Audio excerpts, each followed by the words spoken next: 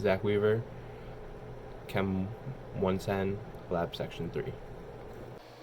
In this neutralization reaction, 1 mole of aqueous citric acid reacts with 3 moles of aqueous sodium hydroxide, and they neutralize to form the salt sodium citrate, which is aqueous, and 3 moles of liquid water. So to find the concentration of citric acid, we have to start what we are given, which is the volume of sodium hydroxide.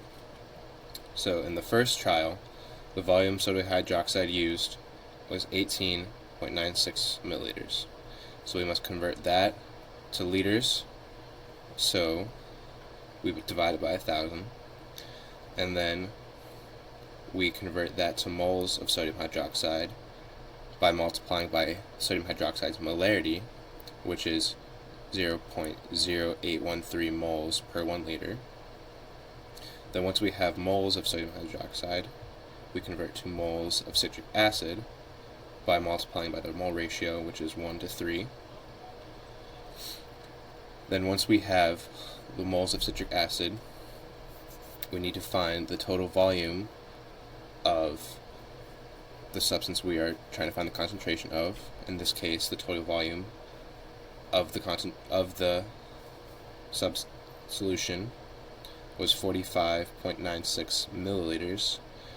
And so to get that into molarity, which measures our concentration, we must multiply it by 1,000 to convert to liters, because molarity is moles per liter. So we multiply it by 1,000, and our final answer is the final concentration of citric acid was 0.012 molarity.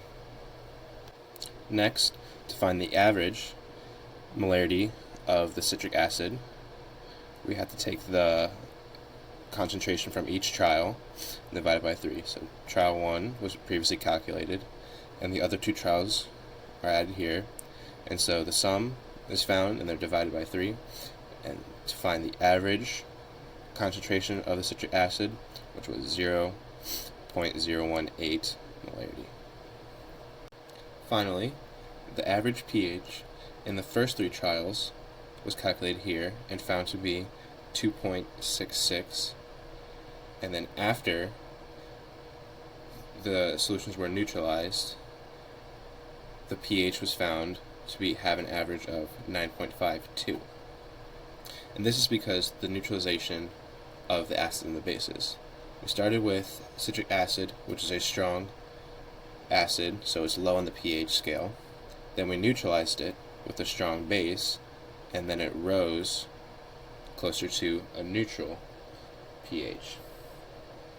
And so pH is calculated as the negative log of the concentration of hydronium in the aqueous solution.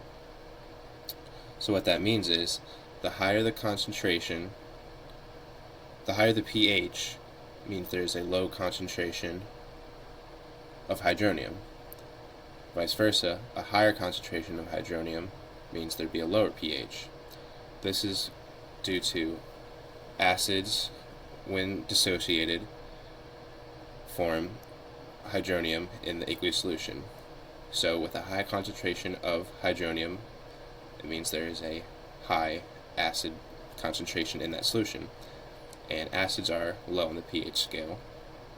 So the higher the molarity of hydronium, lower the pH. And this is what caused our molarity of the concentration of citric acid to rise, because it was a highly concentrated acid. We added a base, so the concentration of the citric acid was lowered, therefore it raised the pH of the overall solution. These are my references.